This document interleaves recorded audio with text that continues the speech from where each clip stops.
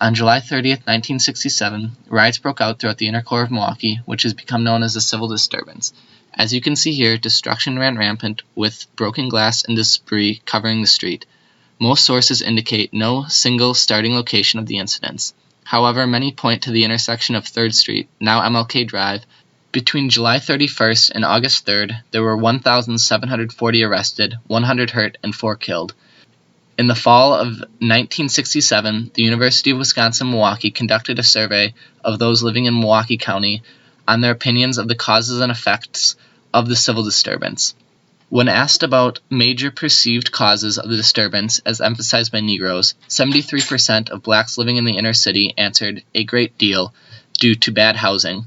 69% answered due to lack of equal job opportunity. 68% answered racial discrimination in employment, 58% higher unemployment among Negroes, 54% police brutality, and 53% poverty.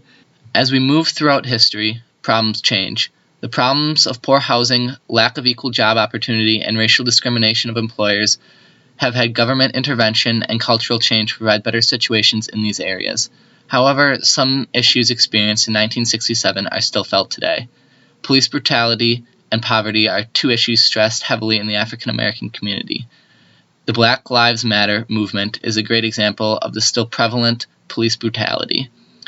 As you see in these maps, poverty is still an issue throughout Milwaukee. The fight against poverty can be seen today throughout all races and very active in the African American community with the Fight for 15 movement.